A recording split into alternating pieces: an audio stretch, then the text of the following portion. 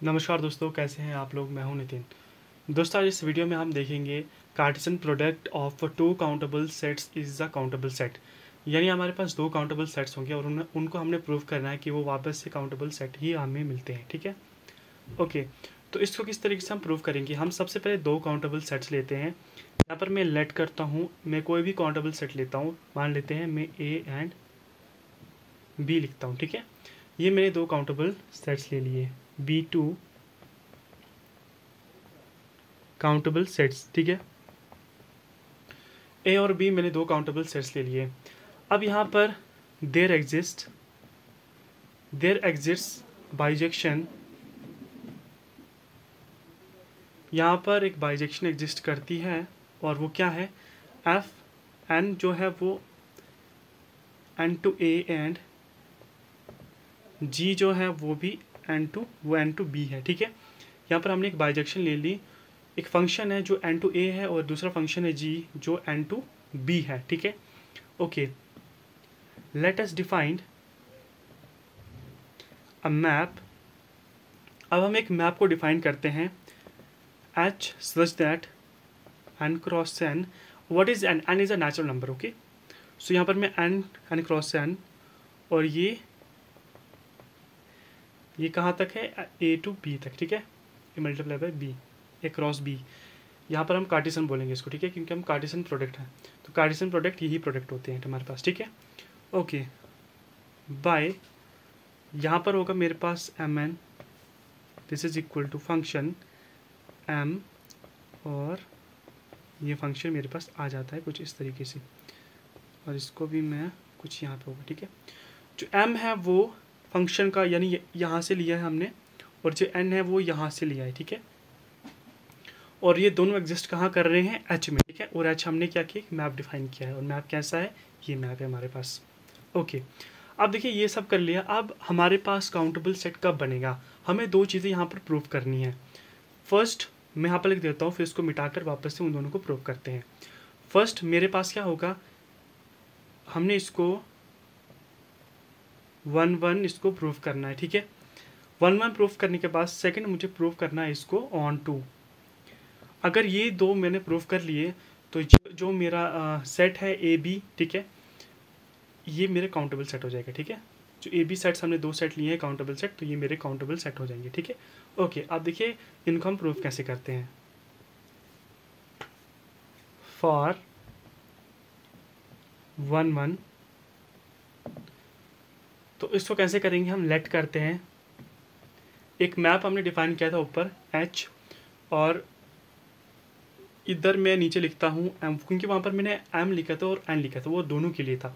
यहाँ पर मैं एम वन लिख देता हूँ और एन वन लिख देते हैं। ठीक है, so this is equal to, ये इक्वल टू हो जाएगा एम टू के और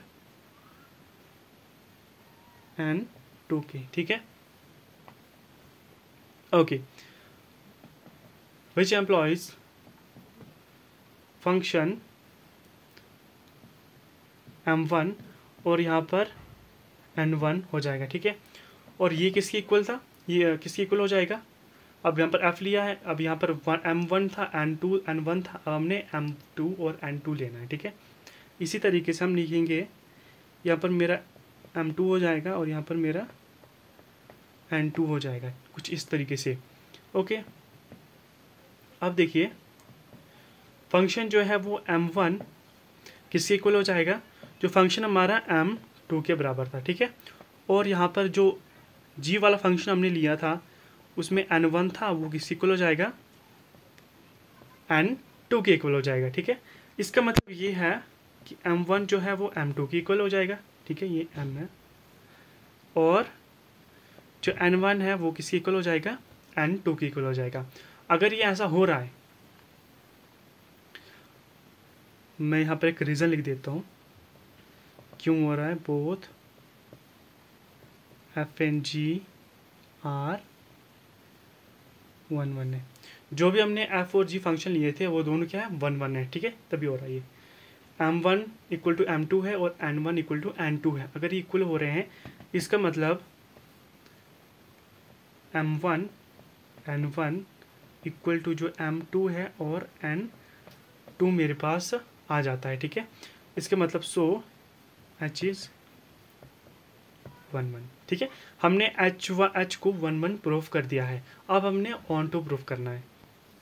अब फॉर ऑन टू, अब हमने ऑन टू को प्रूफ करना है। हम यहाँ पर लेट करते हैं ए बी।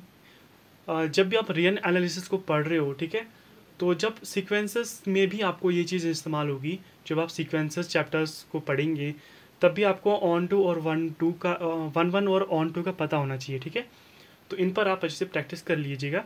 हालांकि ये चीज़ें जो है वो एग्ज़ाम्स में कम पूछी जाती हैं, लेकिन फिर भी इनका पता होना चाहिए, क्योंकि ये जो चीज़ें हैं छोटी छोटी चीज़ें हैं, लेकिन ये हमें थ्योरम्स में मिलती हैं, ठीक है। और कभी कभी क्वेश्चन में भी हमें इनको प्रूफ करना पड़ता है, तो इनको पता होना चाहिए कि इनको कैसे निकालते हैं।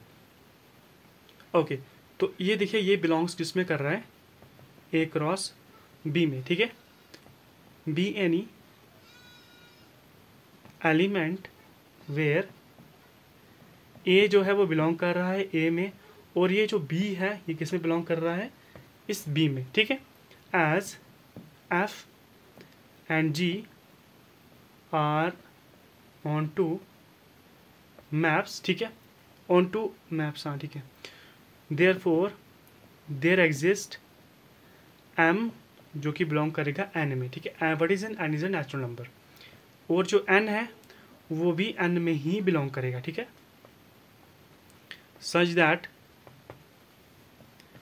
F of M equal to A, और जो जी ऑफ एन है वो इक्वल टू बी होगा, ठीक है। अच्छा, दस देयर एग्जिस्ट एम एन जो बिलोंग करता है एन क्रॉस एन हो जाएगा, ठीक है, क्योंकि हमने ऊपर लिख दिया ये एन में कर रहा है, ये भी एन में कर रहा है, ठीक है। तो यहाँ पर देयर एग्जिस्ट ये क्या कर रहे हैं, एन क्रॉस एन में एग्जिस्ट कर रहे हैं, ठीक है, या ना बिलोंग्स कर रहे हैं, ठीक है। सच दैट जो हमने मैप डिफाइन किया था m n is equal to, यहाँ पर हो जाएगा मेरा पास कुछ इस तरीके से, this is equal to A B, ये हो जाएगा, ठीक है, ए और बी, ठीक है, ये हो जाएगा हमारे पास। ओके, देयरफॉर अगर ये होता है इसका मतलब हमारे पास जो एच है, एच इज ऑन टू, ठीक है। एच जो हमारा ऑन टू हो गया। अब देखिए आगे क्या करना है, एच मेरा ऑन टू हो गया और एच मेरा 1 1 भी हो गया। इसके मतलब हैंस जो एच है इज द बाइजेक्शन बिटवीन किसके होगी, एन क्रॉस एन के टू ए क्रॉस बी तक होगी, ठीक है। इसमें एक बाइजेक्शन होगी एज जो एन क्रॉस एन है वो क्या है, हमारा काउंटेबल सेट हो जाएगा, ठीक है। इसका मतलब जो ए क्रॉस बी है वो भी मेरा क्या है, इज ऑल्सो काउंटेबल सेट हो जाएगा। इसका मतलब thus the product of two countable sets, इसको हम स्ट्रॉफी में आएंगे सीधा एस लिखेंगे, इज अ काउंटेबल सेट, ठीक है। तो ये चीज़ हो जाएगी। अब देखिए जैसे यहाँ पर मैंने यहाँ पर पास्ट ऑफ एस लगा दिया था, ठीक है, तो ये यहाँ पर गलत है। तो जब भी आप रियल एनालिसिस एब्स्ट्रैक्ट अलजेब्रा जैसे मैथमेटिक्स पढ़ रहे हो तो एग्ज़ाम में ये गलती कभी मत करना। ग्रामेटिकली जो गलती है वो भी वो देखते हैं एग्जामिनर्स, वो भी देखते हैं, ठीक है, तो ये भी मत करना। तो खास करके जब भी आप ये मैथमेटिक्स पढ़ रहे हो, रियल एनालिसिस एब्स्ट्रैक्ट अलजेब्रा, ठीक है, ऐसे मैथमेटिक्स जब पढ़ रहे हो तो ग्रामेटिकली एरर भी आपको अच्छे से देखने पड़ेंगे। और जहाँ पर भी ऐसे बुक में कहीं पर किसी जगह पर कोई रीज़न लिखा है, एक छोटा सा रीज़न ही कि जैसे for all n belongs to N, तो ये रीज़न आप छोड़ सकते हो कि भाई ये तो एन जो है वो एन को बिलोंग कर रहा है, लिखा भी है, दिख भी रहा है, लेकिन आप इसको छोड़ देते हो तो एग्जामिनर इस चीज़ को नोटिस करेगा। और ये चीज़ भी नोटिस होती है, छोटी छोटी चीज़ भी नोटिस होती हैं, और आपके नंबर जो है वो कट हो जाएंगे, ठीक है। तो जब भी आप इस तरीके से मैथमेटिक्स पढ़ रहे हो, चाहे जैसे आपने इससे पहले जो मैथमेटिक्स पढ़ा है, कैलकुलस पढ़ा है, तो उसमें ये चीज़ें बहुत ही कम देखी जाती हैं। कहीं पर अगर आपने रीज़न नहीं लिखा तो चल जाता है, लेकिन इन मैथमेटिक्स में ऐसा नहीं होता। यहाँ पर आपको एज इट इज़ पूरी चीज़ें लिखनी होती हैं, ठीक है। तो कैसी लगी आपको वीडियो कमेंट कर ज़रूर से बता दीजिएगा, और ऐसी और वीडियोज़ को देखने के लिए हमारे चैनल को भी सब्सक्राइब कर लीजिएगा। मिलते हैं दोस्तों नेक्स्ट वीडियो में।